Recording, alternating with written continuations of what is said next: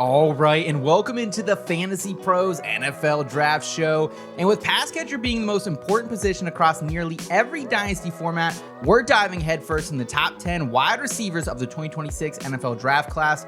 I'm your host, Seth Woolcock, joined by my brother from another mother, Derek Brown. And joining us today also is a special guest. He's the founder of Destination Devy and a content creator for Bleacher Report, and maybe the only analyst in the game who can pull off the cowboy hat. He's Ray GQ. Ray, thanks so much for joining us today. How are you prepared to spend nearly the next hour or so to dive into these rookie wide receivers?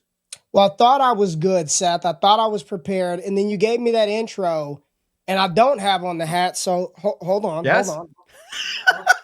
Because I keep one handy, baby. There we go. Let's go, baby. Let's go. Our hat season is in full effect, so we're going to rock it today down here in Texas. But I'm feeling good talking about these receivers. D-Bro's got some new white down here. Yeah. Got some I didn't know we're throwing shade. Man, we're throwing haymakers already, baby. When you're studying this draft class, it will do both things for you. Take all the hair away from here and turn that bad boy white and gray. So I get it. You look good, though, D-Bro. Hey, man, it's salt and pepper and more salt these days. I don't know, man. Look, people tell me I need to sit here.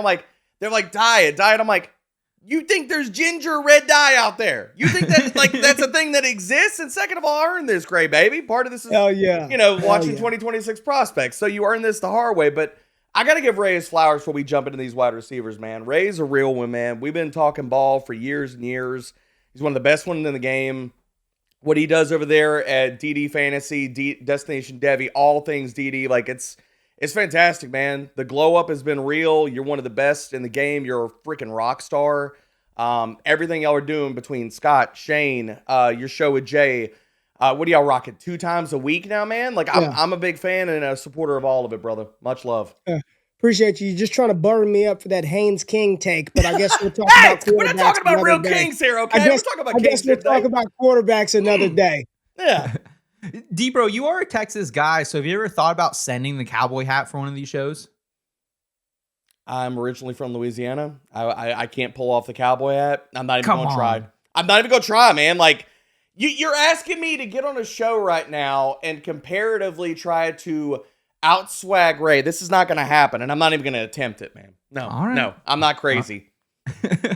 All right, we'll save it for another program then. And today's show does look like this. As we mentioned, we're going to break down those top 10 wide receiver prospects for this 2026 NFL Draft Class. And if you enjoy this type of content, please do us a quick favor and give this video a thumbs up and make sure you subscribe both to the Fantasy Pros Dynasty YouTube channel. And if you're just in the NFL discussion and you're not playing fantasy, consider subscribing to our brand new YouTube channel, The Tailgate. That's also where you can find all the talk just for NFL general happenings. It's unhinged, it's unfiltered, and it's great conversation happening over there. So just search The Tailgate on your YouTube feed and you'll find it right there. And if you want a chance to win a signed Colston Loveland Chicago Bears mini helmet for absolutely free, courtesy of our good friends over at pristineauction.com, all you have to do is subscribe to the Fantasy Pros Dynasty YouTube channel right now. Drop a comment below on any of our videos, and that's it. We will announce a winner right here on the channel, so make sure you ring the bell so you can be alerted. We have new shows up and to claim your prize if you are that lucky winner. And gentlemen, let's jump right into the top 10 wide receivers, starting at the top with the presumptive wide receiver 1 in this class, Ohio State's Carnell Tate at 6'2", 192. He's a deep ball and a red zone threat, thrives in traffic, contested catch situations. No big deal for this guy. And he may have never been the top pass catcher on his Ohio State Buckeyes team, but he is a former 5-star recruit, was a top prospect in that 2023 recruiting class, totaled 100-plus receptions, 1,600-plus receiving yards, and 13 touchdowns over the past 2 seasons. So, Ray, where are you on this all Big Ten wide receiver? Is he your wide receiver 1 in this class? Yeah, absolutely. And he's been there from day one. Okay. I think I was pretty early on this train back in January, and I didn't expect him to be the one when I got into it. I was fully entrenched with the Jordyn Tyson with a Makai Lemon. I actually have a video that I recorded last summer that's still in the draft folder on YouTube about Carnell Tate. It never got released because the editing wasn't right. There's a reason why it didn't get released. But in that video, I talked about needing to see some improvement from him to really have him as one of the top guys here in 2026. And he absolutely nailed that. He absolutely unequivocally nailed that. I think he is a do-it-all wide receiver. I know he's hailed and sort of talked about for his down play, downfield ability, but he can win at all levels. He's got the best sideline awareness in this class, and it's not even close. I mean, the toe drag swag, just the spatial awareness of how to position his body on the sideline, in the back of the end zone, in the corner of the end zone, outstanding. There is no perfect prospect, so there are absolutely some concerns and some things that he can do better. But for him to be at the top now, I didn't think that would be the consensus view of him going into this process, going into the draft cycle. So to see everybody come full circle and really kind of jump aboard the Carnell Tate train, like, hey, y'all got to get in the back of the bus because I'm driving this thing all the way to the NFL draft. D-Bro, where are you at on Carnell Tate here? Are you also firmly on that bus with Ray? I just want a spot, man. I just want a spot to sit. That's it. I just want a spot to sit on the bus because I'm with Ray with everything he said, man. He's my wide receiver one in this class. He's in a tier by himself. And looking at Carnell Tate, he is the most well-rounded prospect of this entire wide receiver group. He is the best route runner of the class. Ray talked about spatial awareness, body control. All those things are absolutely true. He's a catch point winner, like 68.8% contested catch rate in college. And the hands show up all the freaking time, man. Like a 4% drop rate, 0 drops in his final season. And when we talk about drops, the thing that and especially when people talk about Tate being a vertical receiver and winning downfield in the A-dot, then the drop rate becomes even more impressive because it's not like he got all these screen passes and just got peppered underneath. These are high leverage, difficult targets that he snagged and came away with 0 drops. I love the kid. I think he's absolutely fantastic, and I'm not buying into, I know Ray doesn't either, the fact that people trying to shove him down a peg and being look, he was never the number one pass catcher. Can we stop doing that crap? Can we just stop? We've done this over numerous years and just enjoy a player's game, the tape and the talent, and not do all this. He wasn't the number one. We did this crap with Justin Jefferson years before. We've done it with other players. Let's just stop doing that as a collective. It's wrong. Absolutely. And we saw so many times that Carnell Tate was the man that Julian Sain was looking for in some of these spot starts where, that Texas game, right? Things were a little dicey. There wasn't a lot of scoring. Who shows up late on a big play? It's Carnell Tate. So certainly the wide receiver one from a consensus standpoint at this point. And another potential alpha wide receiver in this class, someone that I actually had as my wide receiver one before the, just slew of injuries came again for him this season. That's Jordyn Tyson. Comes in here, 6'1", 203 pounds. At Arizona State, really excelled in creating separation, coming down with the football in those contested catch situations. He had north of 1,200 receiving yards, 10 touchdowns as a junior on that 2024 Arizona State team that went all the way to the college football playoff, but he did break his collarbone that season. And then despite playing half the season with the Jeff Sims experience, after the Sam Levitt injury this season, Tyson was on pace for a career high in receptions and touchdowns, but then he had that lingering hamstring injury that shut him down as well. These injuries are in addition to him tearing his ACL, MCL, and PCL in 2022.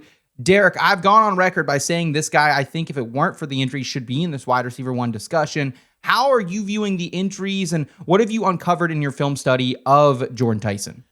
So I will say this, Jordyn Tyson is not my wide receiver 2 of the class. I have him at wide receiver 4, and people hate that, and they think I hate the kid, and that is not the case. I think he has the talent ceiling to be the wide receiver 1 of this class if we flip over the cards in the next 2 or 3 years. But where he's at currently in his game, I still want to see some growth from him. And it's not because, the injuries are not, scaring me. I understand everybody's, really talking about the hamstring stuff and his inability to run and test and do all those things right now. But you look at the injury track record, you got the ACL, MCL, PCL. That was in 2022. The fact of the knee injury, he's already had proof of concept coming back and playing and the knee not being an issue. So the knee isn't a worry for me. We could talk about the hamstrings and the totality of it, but the collarbone injury, those are fluky more than signal and substance. So the injuries are not what bump him down for me. It's the fact of Tyson, and I'm going to play both sides of the coin here. Dude, his movement skills are fantastic. His hip fluidity and how he glides across the field is fantastic. And those special movement skills, that's what gives him the ceiling to be the number one wide receiver of this class. But some of the areas, and it's been talked about, like his growth as a route runner. I still think he has growth that still needs to happen. You see at the top of his stem, there's some not like TikTok type of footwork, but some inefficiencies with his footwork that I think when you raise the competition another bar in the NFL, and he does face a little more man coverage, and they do try to press him at the line and stuff, where some of these things are going to come into play more. I mean, just if you go watch his film, one of the perfect examples of this is he is a player that has been able to get by on otherworldly athletic ability. And as you continue to climb the ladder, that gets pressed more and more and more when you get into a world and you live in a reality where everybody runs a 4-3, everybody runs a 4-4, and you're playing with the best out of the best. Those tiny areas of growth that need to happen show up more consistently, and transitioning from the college to the NFL game. So the other part of his prospect profile, like he can produce yak. Is he elite yak producer? No, like 5.1 yards to the catch per reception over the last 4 years, 13 missed tackles since 2024. Those are okay. They're not amazing. Then we talk about a 43.8% contested catch rate. He's got to get better at the catch point as well if we want to see him be a consistent ball winner at the catch point in the NFL. This is all to say, dude has raw talent for freaking days. And if he's able to hone that further, yeah, he could be the wide receiver one in this class when we look back at it right now. But because of some of those inefficiencies, the areas that he still needs to grow, I think there are more refined wide receivers in this class that I like a little bit more than Tyson. But, I mean, he's firmly in tier 2. So, I mean, we're splitting hairs here, man. Like, wide receiver 1 through 5, however you want to order them, have at it. It's all good. Ray, where are you at here on Jordyn Tyson? And do you discount him at all playing against some softer defenses down there in the Big 12? I have Jordyn Tyson. So I love the receiver position, Seth. I played cornerback in college. So just really diving into that position, what works, what are the things that translate. And I know a lot of times we look at isolated metrics in a box. I've never been that guy. I look at usage in totality because there are a lot of different things that have to come together, that have to blend together in order for a player to achieve the type of upside and the result that we want. Usage is the name of the game. So I created a college football Trinity score. I have Trinity that combines a bunch of different metrics for the NFL, and I'm just going to say it is the best visualization of what usage looks like on a team, bar none. And I'll put that up against anybody. The college side, Jordyn Tyson graded out 6.45 in collegiate Trinity. Ahead of him, Carnell Tate and Makai Lemon, the top two guys. So he's kind of in this different cluster with Boston, with Concepcion, and with Branch. And what we know, based on testing, you can go back. Draft capital plays a big part in some of these outcomes for receivers, where they're drafted, their early breakout age, their collegiate profile. Sure. Right now, based on this, year one, if Jordyn Tyson is selected mid-first round, he's got about a 24% chance of hitting 525 yards as a rookie.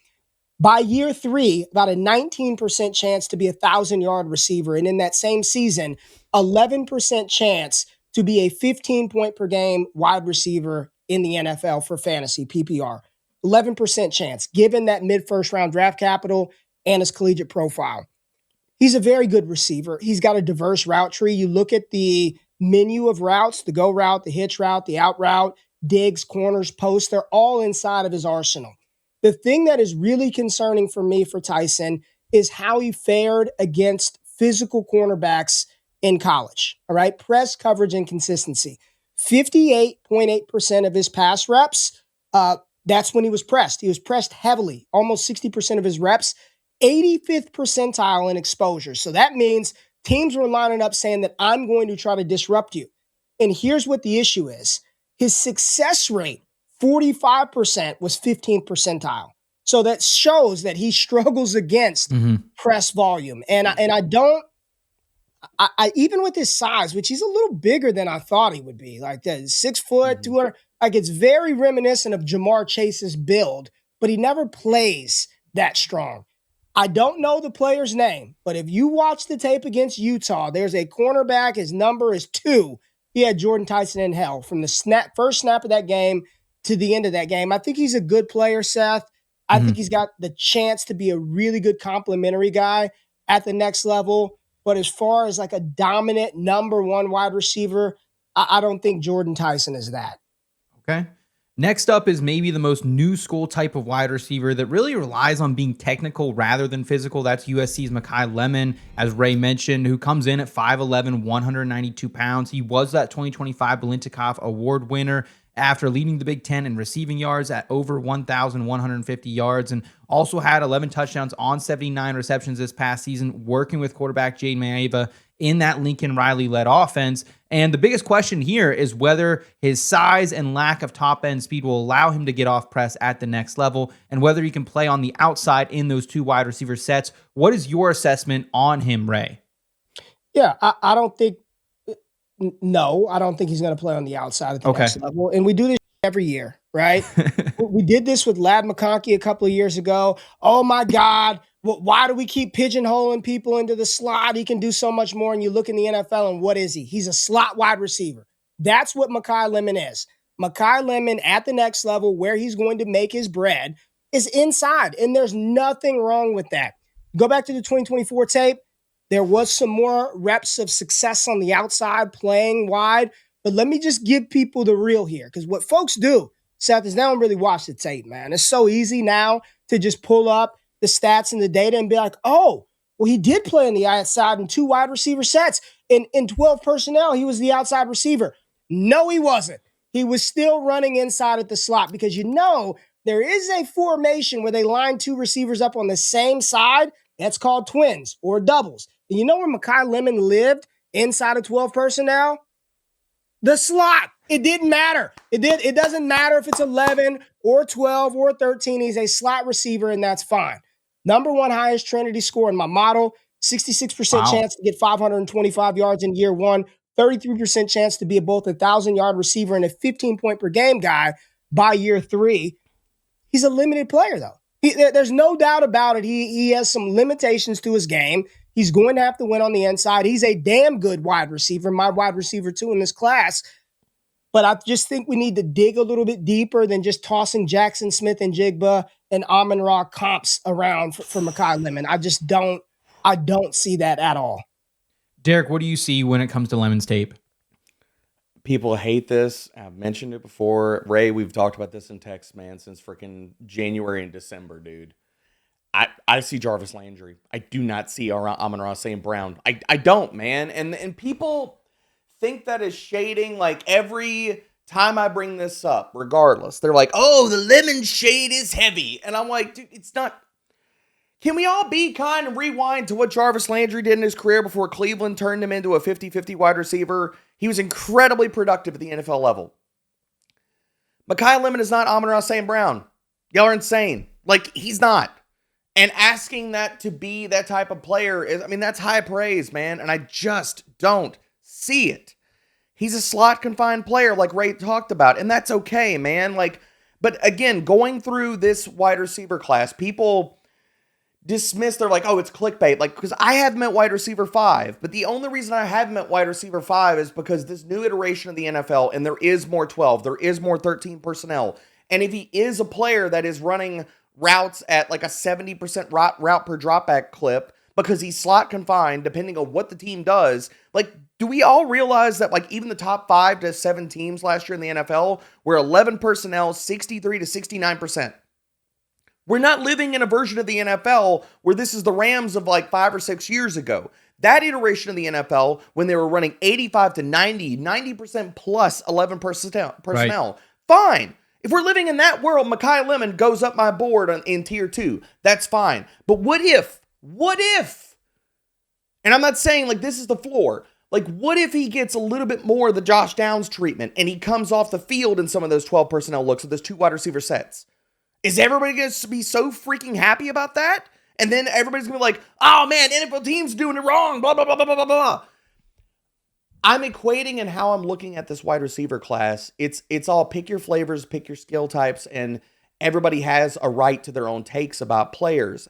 And me, the way that I'm weighing all of this is entering this version of the NFL, what players are going to be asked to do and how they succeed. Makai Lemon is freaking fantastic versus zone coverage. When you put him on the outside, it's not just the ability to play the outside, it's to run the vertical tree. Makai Lemon is not a tall wide receiver. He's not like a physical alien. You look at his movement skills, they're good. They're not amazing. And Ray and I have talked about this off and I'm going to bring this in the show. Like 2024 to 2025 tape from Makai Lemon is different in his movement skills. He's not as twitchy. He's not as crisp. Now, whether he put on weight, injured, whatever, however we want to dice that up, the tape is different. So which version of Makai Lemon are we going to get in the NFL? 2024, 2025? And you look at the tape when he was asked to run routes on the outside, especially vertical routes. He's not a triple level threat. He plays like Makai Lemon gets out on the perimeter and you'd swear he thinks he's T. Higgins. Like he runs these vertical routes and he tries to post dudes up at the catch point. And he's strong enough to win a lot of those battles. But when you go into the NFL and at his size, and he's going to be, what, a back shoulder guy at freaking 5'11"? You think he's going to win all of those battles consistently? No! And I'm not going to ask him to do that. But if the NFL teams are not going to ask him to do that. So if he can't win down the field like Amon-Ra does, then what is he going to be? He's going to be a slot confined player. Can he be really good at that role? Can he be really good for us in fantasy? Sure. But if he's coming off the field sometimes in 2 wide receiver sets and he's not giving you explosive plays down the field and it's all based off of volume and underneath volume, people could be disappointed. And this has nothing to do with me disliking the player, thinking he sucks. That is not part of this conversation at all. There are just other flavors of wide receivers that we're going to discuss here that I like a little bit more. Ray, does 104 in a Dynasty Superflex rookie draft sound about right for Lemon for you? And what about NFL draft capital? Where do you think he ends up landing when we get to April 23rd? Yeah, 104 seems appropriate this year because after about the 108, it doesn't even matter. So you're going to take the guys that are drafted higher, that profile to get some opportunity. NFL-wise, I think he's more of I think after pick 10, if Miami at 11, if they want to start out playing that game there because they don't have guys there, I think he's like a mid-first round pick. He feels the same range where Addison and Smith and Jigba, Ibuka, you look around those guys, BTJ, anywhere from the teens, really, Seth, the starting round of the teens to like the early to mid-20s seems like an appropriate range. And here's the thing I just want to say. I have had to learn this. I've been doing this for a long time, talking about fantasy football, transition of players to the NFL.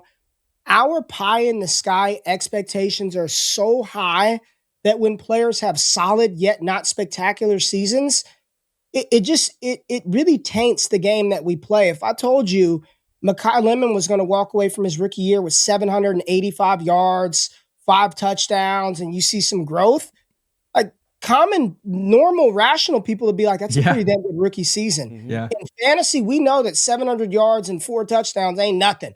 You're probably not even cracking 10 points per game. And then when that happens, you just bury a guy. Oh, they're no good. This Puka Nacua, Jamar Chase, Justin Jefferson, day one expectations for these guys, we've got to really start to wind that back and ground some of these takes and expectations in reality. I think he's a mid-first rounder, and I think the 104, to answer your question, is more, I'd be ecstatic to get him at the 104. But Ray, I was told JSN was a total bust after his rookie season. He was never going to be good, and he was terrible. Isn't that the right take, Ray? Yeah, that's what people said. I mean, we go look at ADP, best ball ADP. The conversation was Marv over JSN coming into the year. They were right back to back, and people were like, "Give me Marv." JSN hadn't done it, and he's got a downgraded quarterback. Give me Marv. Yep. This dude is that. I remember, right? Like I remember the conversations that were had around some of these guys. These are good players, man. But I would be adjusting my expectation for some of these guys coming in this year.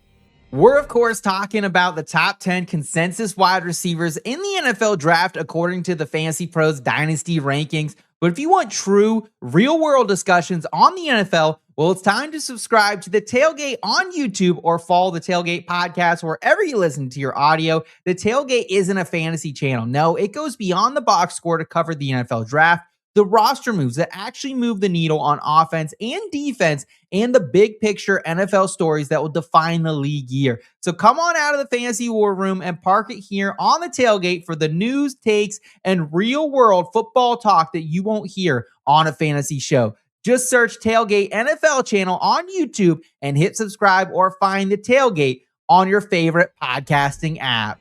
Up next at wide receiver 4, we have Washington's Denzel Boston, who stands at 6'3", 212 pounds. The former 3-star recruit was Jed Fish's ex-receiver the past 2 seasons. He totaled north of 1,700 receiving yards, 20 touchdowns in that span, which was impressive when considering he was working with an overrated veteran quarterback in Will Rogers and kind of still a work in progress quarterback in Damon Williams. Derek, what caught your eye when it comes to Denzel Boston?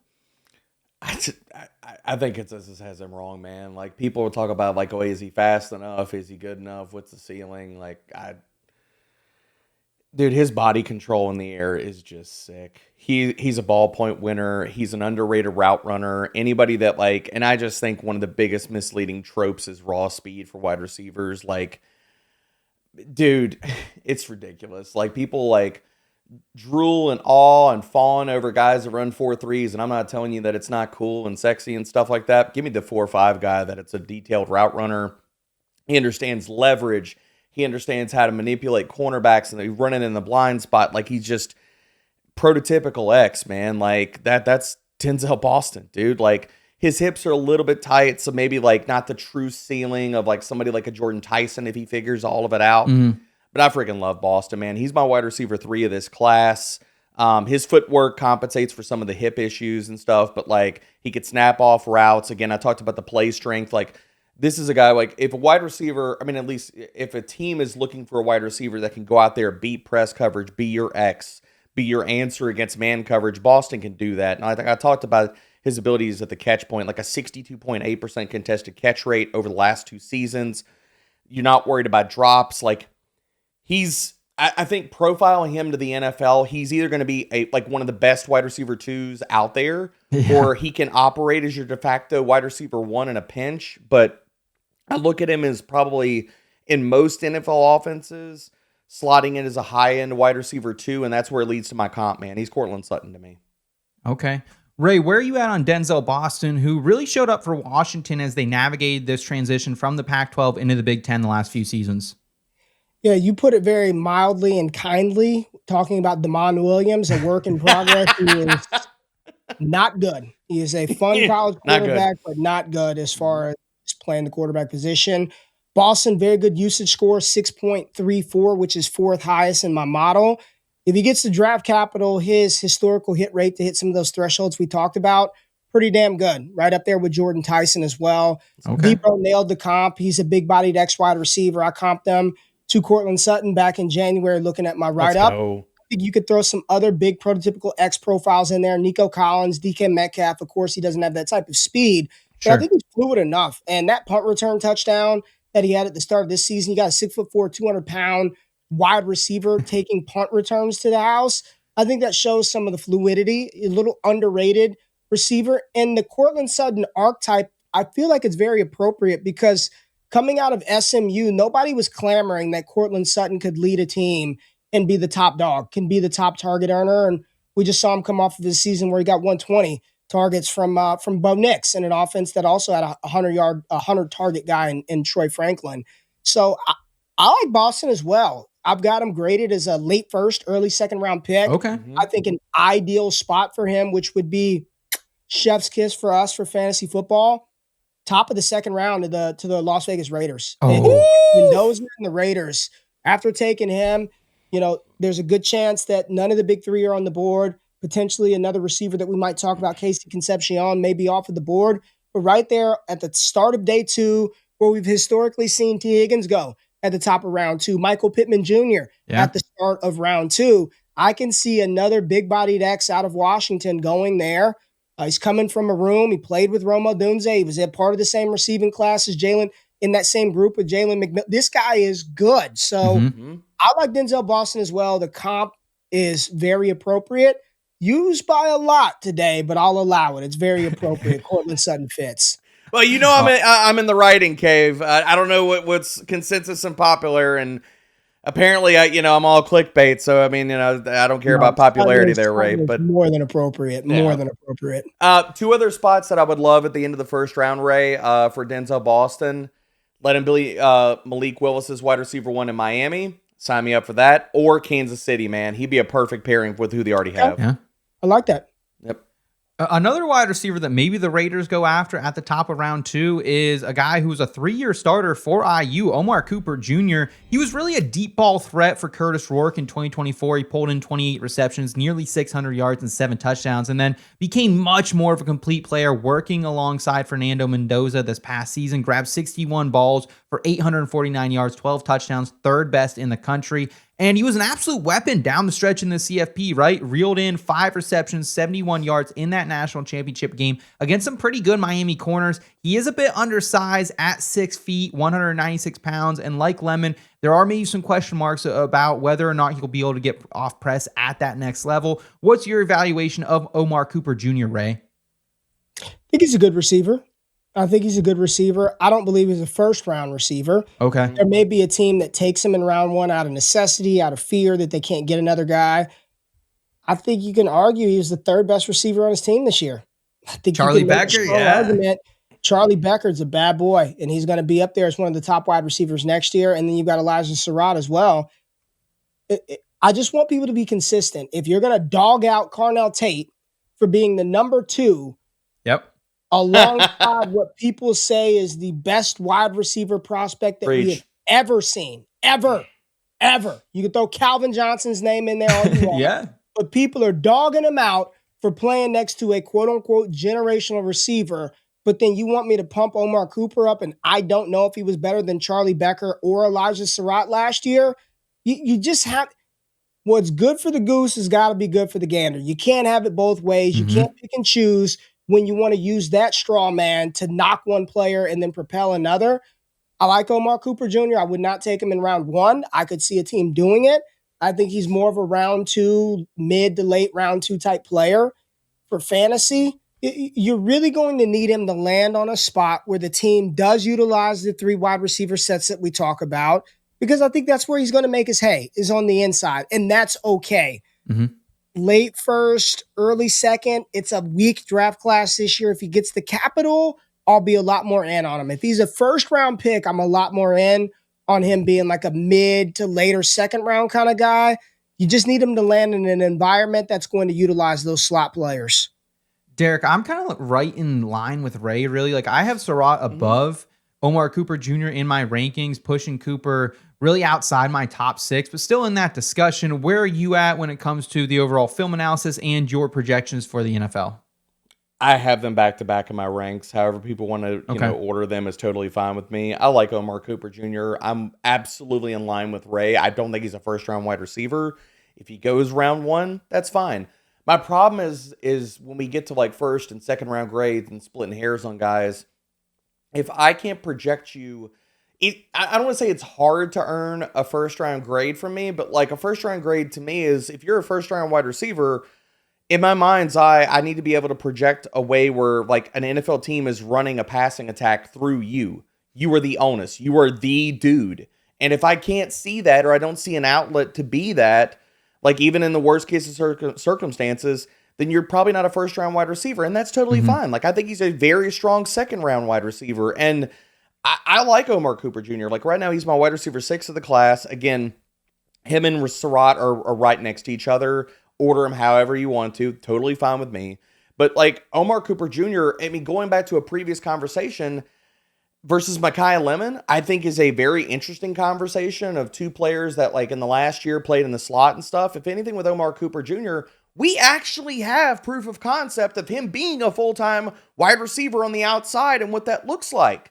So winning in that vertical route stem in that tree, like I think he's a really good route runner. I think like the physical traits put a hard cap ceiling on Omar Cooper Jr. where he can produce yak. Yes, he like the speed is not amazing, but it's not terrible. But like, does he have the upside to be just like this elite wide receiver 1 in the NFL? No, I don't see that. So I'm with Ray and how he's evaluating and viewing him. And, you know, going back to like the Lemon conversation where Cooper, I think, can be a player that plays 50-50 slot and outside. Now, as an outside player, can he win downfield? Sure. Is that something you're going to ask him to do religiously? Probably not. But if you're playing like a team that plays a lot of zone and off coverage, can he play on the outside? And is he a better route runner from the perimeter than somebody like a Makai Lemon? Yes. I think we have more proof of concept in that role and that type of versatility than a player like Lemon. So Cooper, I like him. I don't love him, but I like him a lot. Yeah, I know there's a lot of debate on the internet of certain prospects getting pushed up because of analyst ties with agents. This might be one of them. I'm just floating it out there. This might be one. I mean, I've seen him in the first round of a lot of mock drafters I really respect, and it just feels like, I've seen borderline like lock status on that, and I just don't agree with it. So I'm much more in line with you two gentlemen. Up next, though, we have an art. Oh, go ahead. Is this just you projecting hate because he had like the catch of all catches versus Penn State? Is that what we're getting here? Hey, it is what it is. I had an Indiana title future going, so it was a loss, but still a win for me. Speaking of pushing narratives, Penn State, man, fandom, get you. We're back, man. 2026 is going to be our year. At least, 9-3, Big Ten championship. I'm ready. After that, it might get dicey, but we got Iowa State eastbound, baby. Okay. Anyway, copium notwithstanding, moving on. Let's move on here. Up next, we have the artist formerly known as Kevin, a.k.a. Casey Concepcion. Yes, it's the former 3-star wide receiver who burst onto the scenes as the ACC Freshman of the Year, putting up 71 receptions, 839 yards, 10 touchdowns in 2023, a part of the NC State Wolfpack team. And then after a down 2024, the Charlotte native took his talents to College Station, where he and quarterback Marcel Reed linked up for 61 receptions, over 900 receiving yards, and 9 touchdowns, the most in the SEC. That, along with the most punt return touchdowns, 2 in the conference, led him to All-American honors this past season. And even at just 5'11", 196 pounds, Concepcion has flashed ability to play both on the outside and in the slot. But will that be enough to get him in day one of the NFL draft, D-Bro? He's a first-round wide receiver. He is a first-round wide receiver. I will say it with my chest, and it's funny how we're flip-flopping back and forth. I mean, Ray and I were going to fight tooth and nail to be the first person to talk about Casey on this show, because I know we both love him, man. Like, he is my wide receiver too with this class.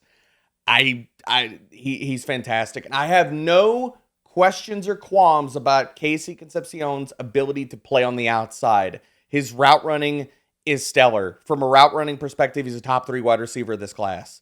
He can give you basically, let's talk about the skill set. What do you need? You need yak? Casey can do it. For a player that had a 12.2 ADOT, he was still 26th in yak per reception. Beat man coverage, he could do that. Play the outside, he played on the perimeter in 65% of his snaps on his final season. I can make you a really, really easy case here, boys, that if Marcel Reed wasn't the quarterback, if he had a better quarterback at A&M, his stat line would be emphatically better. And this is not just tossing like strays at Reed, but just the film don't lie, dude. The film don't lie. Casey, and the biggest thing that people lead the conversation with Casey Concepcion with is the drop rate. His hands. I'm not worried about his hands. I'm not.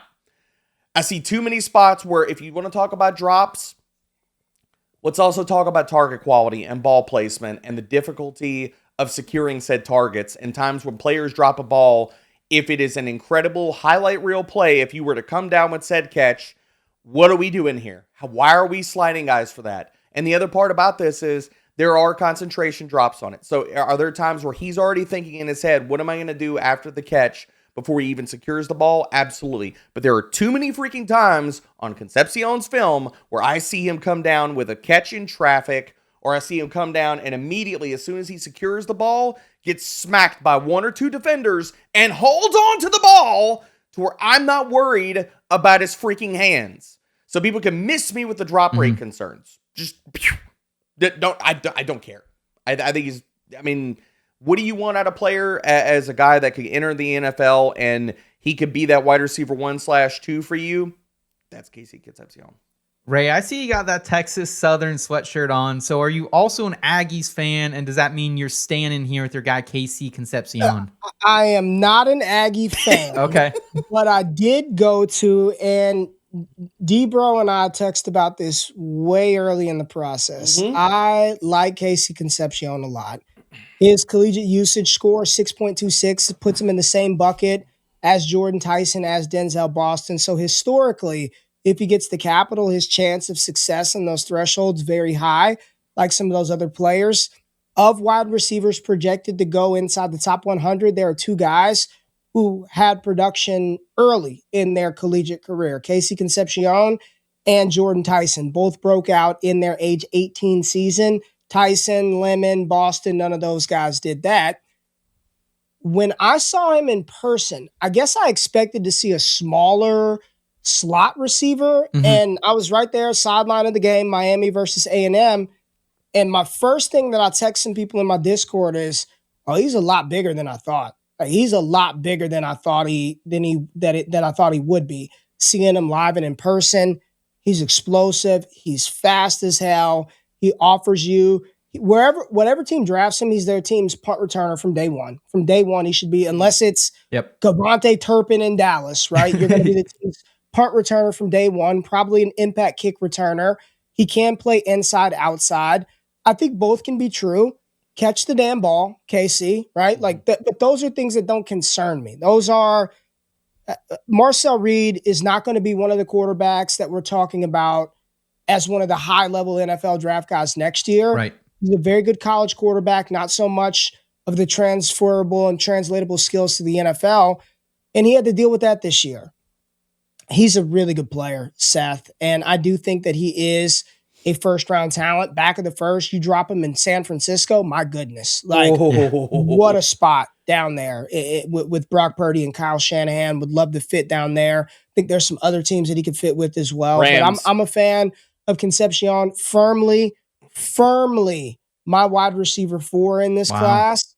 Big time fan of his game. Man, to Ray's point too, he also plays bigger than his size. Like, I've seen this guy win too many times at the catch point. I've seen him like play with physicality through his routes where the size, we could talk about size and where it shows up on film for certain players. Casey plays bigger than his size. I ain't worried about it.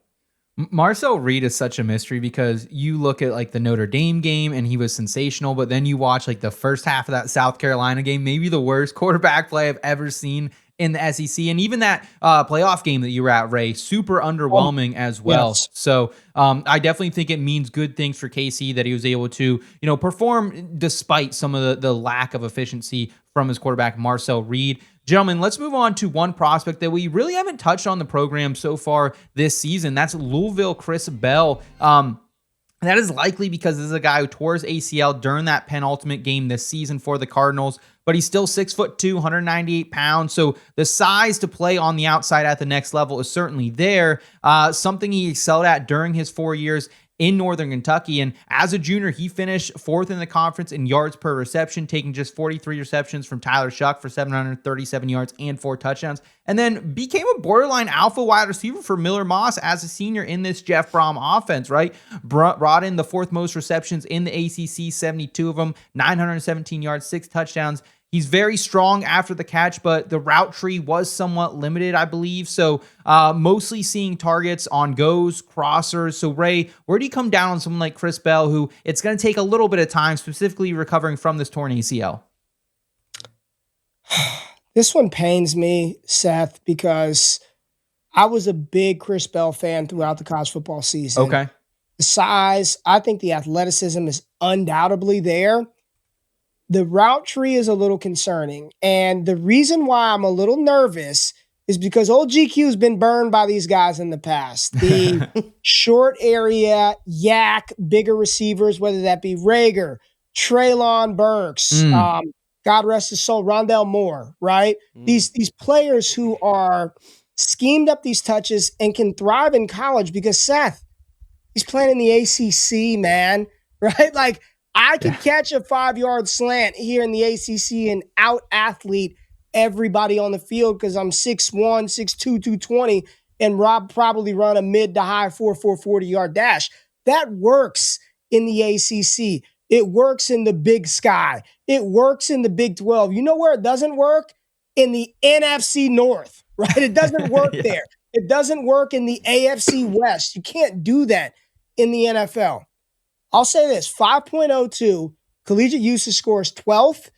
the historical buckets that he falls in, 22% chance if he is a early second round pick to get 525 yards this year, 8% chance if he's an early second round pick to be 1,000-yard receiver by year 3, and a 3% outcome chance to be a 15-point per game wide receiver by year 3 if he's an early second round pick. If he's drafted any later than that, given his collegiate profile, given all of that stuff, the chances of him truly being a difference maker for fantasy, even though I like him, the range of outcome is low. And Derek, we've definitely seen these wide receivers that go into the NFL draft process with a torn ACL go at various spots. Like we still had JMO a couple years ago, first round pick. We also had someone like John Mechie as well, who was also entering the process banged up, and he fell a little bit in the draft. Where do you think it ultimately shakes out for Chris Bell, NFL draft capital wise? Oh, man. I could see him going late second. I could see him dropping to the 4th round. There's a lot of guys and that we're going to talk about on next week's show that I like a lot more than Chris Bell, and Ray hit the nail on the head here. Like right now, Chris Bell is my wide receiver 12, but he's not. He's in my tier 4, the top of my tier 4, so he's not even a tier 3 wide receiver for me. And Ray, talked about this exquisitely. Like, the problem with Chris Bell is, and everybody talks about, like, I've heard the name of A.J. Brown and that type of usage brought up in the same sentence as Chris Bell, and I understand it. And when we contextualize that early career usage of A.J. Brown as a catch-and-run receiver in Tennessee, dude, that's exactly what... Chris Bell last year had a 9.4 ADOT. He was fed a sturdy diet of horizontal routes, like drags, slants, like basically every in-breaking route you can run as an underneath route. That's Chris Bell's entire route tree. Like 63.2% of his targets last year were within 9 yards of the line of scrimmage or behind it. And so if you're asking a guy to fill this specialized role, and we talk about wide receivers and their skill sets and being a triple level threat, to me, like, that's one of the things, like, I just don't have a lot of substance, like, to really glom onto of, like, can he win vertically? And I feel like the way that they used him in college in 2025 was an indictment of his physical traits and the upside. And so it's like, if you can't win vertically, and that's not part of your game, whether from a skill set standpoint or because of an athletic ceiling, then what are you going to be in the NFL? Like, are we hoping that Chris Bell turns into like a power slot? Like, okay, but then we just talked about this version of the NFL is running more condensed formations, and the slot wide receiver is not a... Can I give you pie in the sky, D-Bro? Go ahead. Yes. Pie in the sky? Please do. Can he not run the power slot a la Rashee Rice? I'm just throwing that out there. Could he? Yeah. But again, what we're talking about though, Ray, like, isn't that like, that is the fever dream landing spot? If he doesn't get the Rashee Rice type of role, then what are we talking about? If a team drafts him and says, we're going to play you on the outside, and then this is the limitations of his game, then he's what? An underneath possession guy, possession role type of player? Then we're not getting like explosive plays down the field. And if the ACL does, like a player that we're talking about, he's got a muscular build, and that serves well, like considering the route tree that he ran. But again, a player that we're not talking about, he's not like a player that he's got alien type of athleticism. So if you hack off the top of the athleticism chart and say maybe for the rest of his career, he's 80%, 85% of who he used to be. Maybe he gets all the way back. Well, we shall see. With players like that too, if you're going to take away some of the athleticism post ACL that he had even before it, I'm saying him and A.J. Brown are not the same dude. They're not cut from the same cloth. That's just a fact. He's not the same type of player in raw physical attributes that A.J. Brown is, and you're going to play him in this type of role. Okay, then a team's going to have to carve out a role for him. Is he going to play on the outside? And if he does, what's the ceiling look like? That's where I'm just not in on Chris Bell as much as a lot of other people are. Like, I get it, but like, I had a hard time coming up with a comp for him. The closest I got, and I'm curious, try this on for size, Ray. Quincy Enunwa. Okay. Yeah. Solid player, got everything robbed by injuries and stuff like that. What he could have been. I think that's fair. Yeah. I've not heard that, but I love that. A bigger player It's a Played in the lot better slot. than it's better than AJ Brown, who again, Oh, I've he's not AJ referenced Brown. Treylon Burks, but I'm looking at Burks's Yeah. draft profile according to Lance Zierlein, AJ Brown with more wiggle. I've been burned by these slot Yep. crosser kind of merchants that don't have a defined skill set. If he's drafted higher, I'll feel a hell of a lot better of him than if he slips, Seth. If he's fallen in the draft, given the ACL, given the profile, this will be a guy that I gave you the percentages, like the range of outcome is really low for a player like this. Yeah, it's someone that I'm seeing actually go at the end of first round rookie mock drafts, even super flex formats at times. And it's just too much of a price tag for me. I'd rather take a shot on Ty Simpson. I'd rather take a shot on Eli Stowers, one of these running back prospects, the Mike Washington Juniors of the world. So it's just kind of a no for me, dog, in that, world that Chris Bell is living in. So let's keep it moving here, gentlemen, because we have another wide receiver that some really might label as a one-year wonder in Chris Brazzell, but he did actually lead a Tulane team that was undefeated in conference play in receiving as a redshirt freshman in 2023. He then transferred to Knoxville, where he broke out in 2025 to the tune of 62 receptions, over 1,000 receiving yards, second best in the SEC, and 9 touchdowns, first in the SEC as well. He is a former 3-star, and he had a great combine, posted a 4.37 second 40 time, and also checked in at 6'4", 198, so you'll love that. And he comes from the NFL lineage. His father actually a 6th-round pick by the NFL Jets in 1998, spent some time in the NFL and in the CFL. So pretty fluid route runner here in Brazzell, good contested catch ability as well, but was another prospect that did he see a ton of press coverage at Tennessee? That's the question mark for him. Overall, I think Brazzell is someone I've continued to move up my Dynasty rookie rankings over the past few weeks since Indianapolis. What about you, Derek? Have you also been moving him up your rankings? No, since I evaluated him, he's been, right where I placed him. I've got him at wide receiver 10. Okay. I like Brazzell a lot. So the way that I look at Brazzell's game, and Well, you don't like him that much if you got him at 10. that's fair. That's fair. And so I see the range of outcomes for Brazzell, and I want to lead this conversation off with, he is not the prototypical Tennessee wide receiver of yesteryear where it's all stacked bunch formations, free releases at the line. It's all fluky, nonsensical, Jalen Hyatt type of stuff where he's getting free release. That's not Brazzell. Like Brazzell, when I watch him, he's got better route running chops. And for a player of his size, he can sink and explode. He could run the entire route tree. My question with Brazzell is, can he evolve his game in 2 specific ways? And it all comes back to play strength for me. Because he does, like we talked about previous wide receivers, Casey Concepcion plays bigger than his size. You could say that about Makai Lemon in certain aspects. Brazzell plays like a smaller wide receiver. And when you look at playing through physical contact and routes, he can get pushed off of routes. When you look at his size and the idea of a wide receiver his size versus how he plays, he wins with speed and route running. And that's what I think gives him the ceiling. Like, if we were to flip over the cards in the next 3 years and say Chris Brazzell was a wide receiver 1 for a team in the NFL, I would not be shocked. Am I projecting him that way? No, because he still has areas in his game. I don't know if he ever gets to that point, but you look at the play strength aspect. Is it play strength versus technique? He does not play to his size at the catch point. You look, just continually. And he can, there are highlight reel stuff where you'll see him make catches over guys, but it is not with consistency. It's highlight reel stuff. That's all you'll see from him. Like in that aspect, for a player that he's finishing college with a subpar, like a 40.8% contested catch rate. It's not good, man. And especially when you marry that with his size and it shows up all throughout his film. I think looking at Brazzell, I look at him as being a wide receiver 3 and a field stretcher, probably entering the NFL and how he's going to make his money to begin it. And he can do those things. He has the speed. He can take the top off of defense. The ceiling in drafting a player like Chris Brazzell is if the technique can get better, if the play strength can get better. And maybe it can't.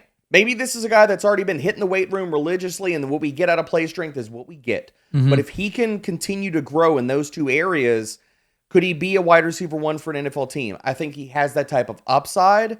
But if you were to ask him and say his career doesn't, his skill set doesn't ever grow and flourish beyond what it is right now, he's Tyrell Williams to me. Okay. Ray, what do you think? Because I know you cover college football very closely. And after that Georgia game where he had 3 touchdowns, almost 200 yards, I mean, that was a scoring fest. The buzz around this guy, wide receiver 1, Balintikoff Award, winner, Yeah. it was high. And it has certainly, kind of crept down towards the end of the season. So where are you with some of that steam now removed from the picture? Let me give you the unbiased take on him. Yeah. I mean, in my usage model, he's pretty high. He's 7th, 5.99, which is 0.01 away from getting him into this green cluster of some of the players that we talked about beforehand. And that's with him being projected as a late 2nd round pick. Broke out at 19 years old, so relatively young. He's not a 1-year wonder from Tennessee. I think I'll just tell you who I have him compared to. It's a better version of Marquez Valdez-Scantling as far as his NFL play style comparison. His vertical heavy route tree is extensive. 24% of his routes were go routes, 12% post routes. So over a third of his routes run were just downfield vertical shots. It's almost like it was vertical or nothing. Press coverage, only 25.7% of his passing plays, he faced press coverage. So that is very low. Yeah. He did not face that a lot, so he didn't have to deal with that.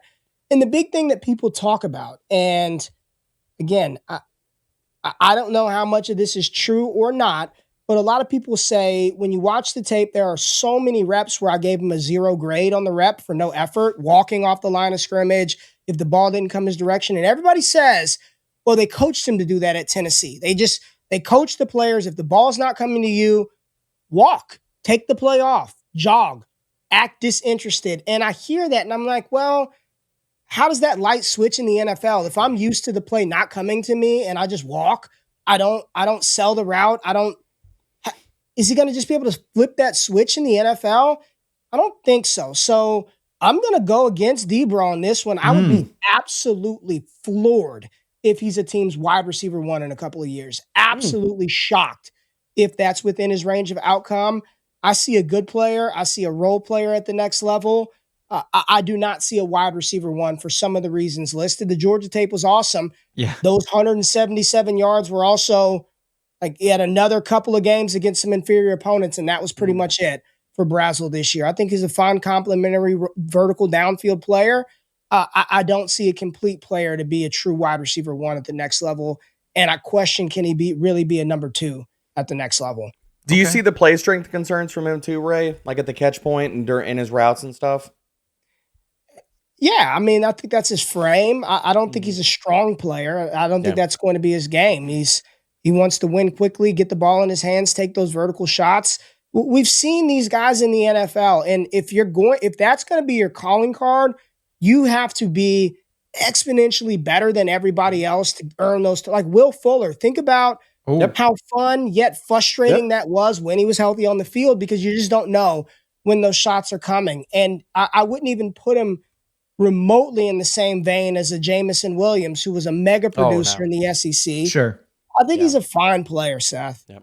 Okay. Yeah, maybe someone for best ball that would be more interesting just because the fact that you don't have to pick and choose when to start him each week. So love that analysis and the disagreement from you gentlemen there. Let's go to another wide receiver who transferred around throughout his collegiate career in Alabama's Germie Bernard. He saw the field as a true freshman in East Lansing, then joined a Washington team that made that national championship run in 2023, totaled 419 receiving yards, 4 total touchdowns on 34 receptions, and then followed his head coach, Kalen DeBoer, to Tuscaloosa, where totaled over 1,750 combined yards, 12 total touchdowns, 114 receptions in his past 2 seasons, actually outproducing phenom Ryan Williams this past year in 2025. A lot more discussions to come on him next season, I'm sure. And he was catching passes from the likes of Jalen Milroe, Ty Simpson, and Bernard worked out wide. He worked in the slot and out of the backfield occasionally. He is above average as a route runner, specifically in those intermediate areas of the field, but doesn't really always have the softest hands, especially on deep shots or the ability to win those 50-50 balls. He did run a 4.48 second 40-yard dash, checked in at 6 feet, 206 pounds at the NFL Combine, earned a 9.06 relative athletic score RAS. So Ray, Bernard, certainly someone who checks a lot of boxes, but will that be enough to make him a day 2 pick come April 23rd, 24th, something like that? Probably. I think Okay. day 2, he will be drafted on day 2. I don't even think there's a probably about it. I do think that somewhere, and when we say day 2, that doesn't mean round 2. Round 2 and that Yeah. round 3. We've got both of those Yep. rounds. I do think he will end up being a top, what's that? Puts him in the top 100 pick. Mm-hmm. The collegiate profile is not good. Like the usage is very low. He's 14th, 4.69. The historical hit rates across the board, if he's a late second round pick, zeros across the board. 500 yards, 0. 1,000 Wow. yards, year 3, 0. 15 points per game by year 3, 0. 1.7 yards per route run. He's like I'm trying to think of a running back that's just, they're mediocre. They're fine. He's like the Rashad White of wide receivers. If he's out there, he might earn some opportunity, but there's nothing special about the Germie Bernard profile. Nothing. And if you're going to tell me he's going to be a compiler, he's not Keenan Allen. He's not one of these guys that you're going to force feed the ball to. I never thought he played like a 9.08 relative athletic score player. I didn't see that on tape. He doesn't play like this uber athletic wide receiver to me. He's big, he's physical, he's got sure hands. They do a lot of Mickey Mouse stuff with him. Jet sweeps, just kind of soft toss him the ball to get him going in motion. Again, I think he's a very average, complimentary wide receiver at the next level. Derek, how do you feel about him? And is it someone that you think maybe, especially at the beginning of the season, saw some softer coverage because of the expectations from Ryan Williams' true freshman season? I mean, we could talk about did he see softer coverage and stuff. I think that, there's a much larger conversation where a lot of that stuff can kind of get overblown. Like, you don't see collegiate teams aren't, shading a safety all the way, to the wide receiver one. They're not shadowing guys. A lot of that's just off coverage and zone in college. So for me, I just don't think Germie Bernard is special. Like, dude, we got to the beginning of this process and people are putting him in first round of mocks. And I'm like, are you drunk? What are we doing here? Like, he's not a first round wide receiver. He's not even a second round wide receiver. And I'll push back on Ray here. I think he needs to go round 4 at the earliest. Like, I've got Germie Bernard as my wide receiver 19 in my ranking. Wow.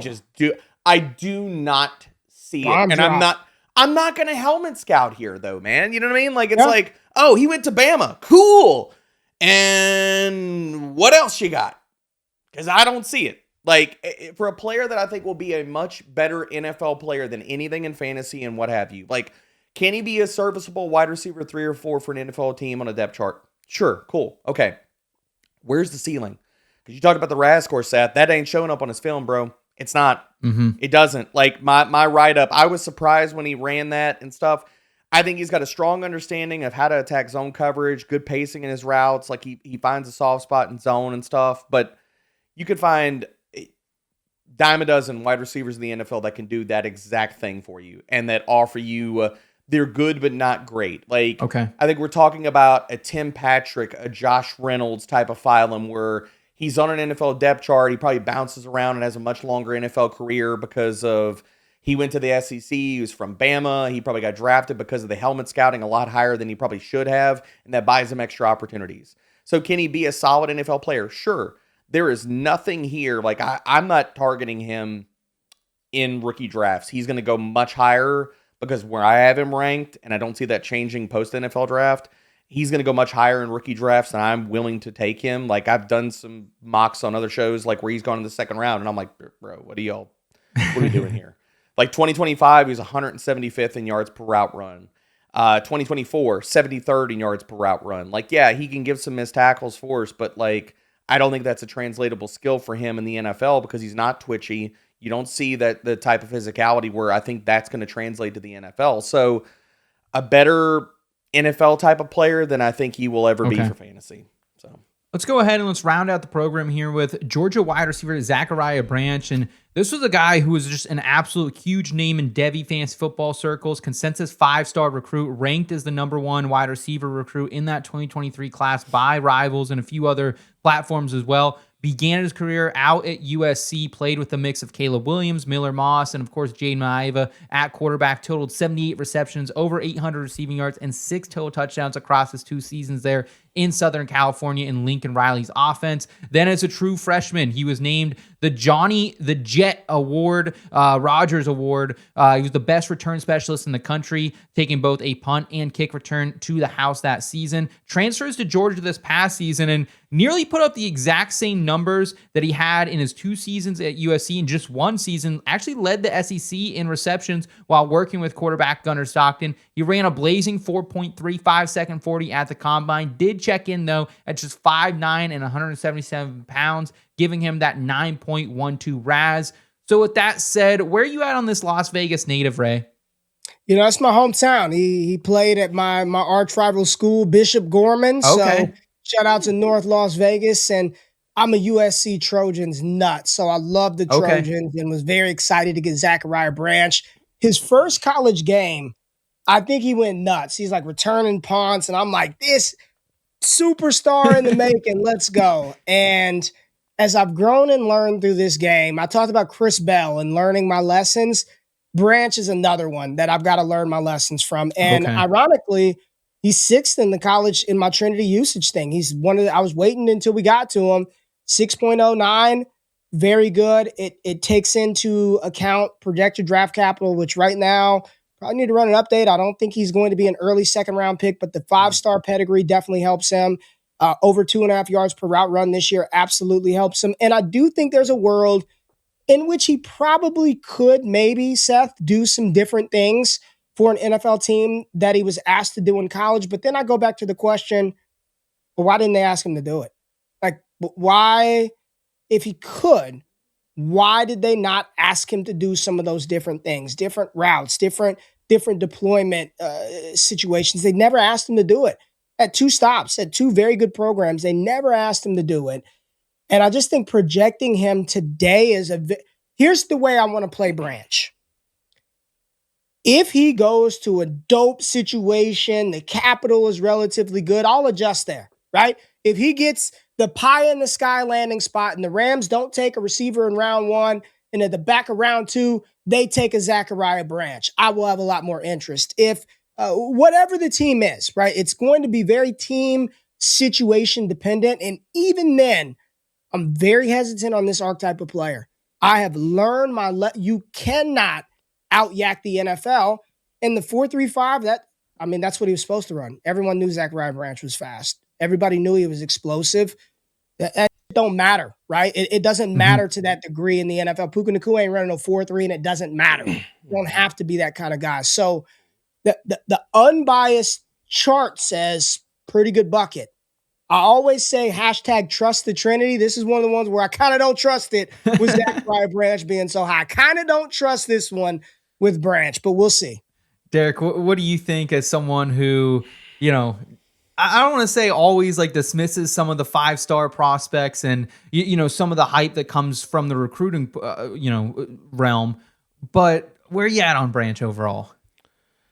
I'm just gonna lay some numbers out here first, and please. Then I'm gonna ask Ray a question here. So Branch finishes college with a 5.2 ADOT, 3.6 in 2025, 77.9% slot rate, 77.4% of his targets in 2025 were within 9 yards of the line of scrimmage or behind it. 49.8% of his target volume was via screens. He had the 2nd most screen targets last year amongst all FBS wide receivers.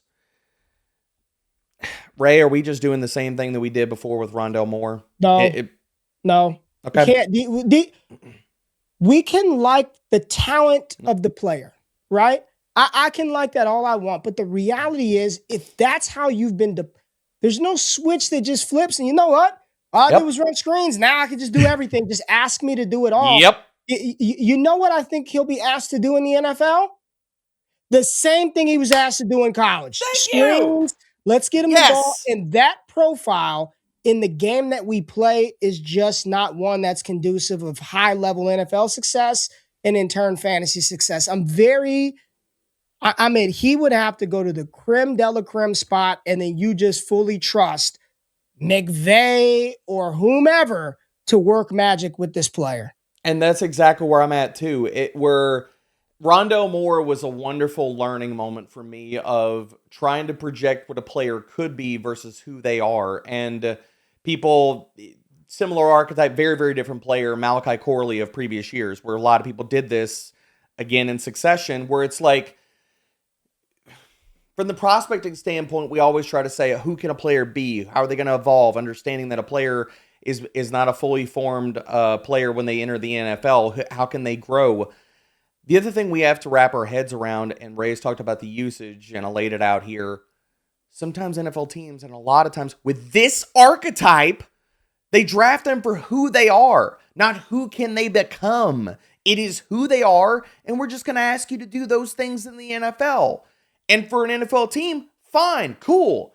But for fantasy circles, and if you're expecting this player to grow into something that where they're showing, where you seeing the substance of can they become this other type of player and run the full route tree, it's probably just not there, man. Mm-hmm. And again, like trying to learn lessons in prospecting for doing this for a number of years, this is one of the lessons of yesteryear that I'm going to apply in 2026.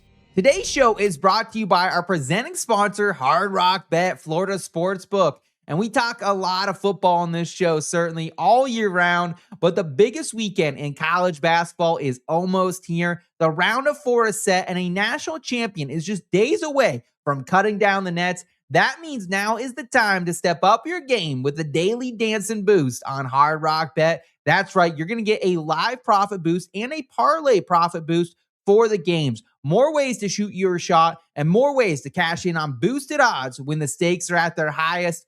And those heart-stopping, zero-on-the-clock moments we've seen all tournament long, well, they continue, and they continue to pay out on Hard Rock Bet. They're handing out a $25 bonus bet if a team you bet to win or cover hits a buzzer beater, because when the lights are the brightest, every shot matters even more. And if you haven't joined Hard Rock Bet yet, no worries. There's still time to get in on the game. New signups can double their winnings on their first 10 bets, max of $50. That means if you'd won $100 on your bet, let's go ahead and make that $200. So don't sit on the bench. Download the Hard Rock Bet app today, and let's get the party started. All right, folks. Well, that'll do it for us on this episode of the Fantasy Pros NFL Draft Show. Ray, thanks so much for taking some time for us today. Can you please let everyone know how we can best support and find your work, man?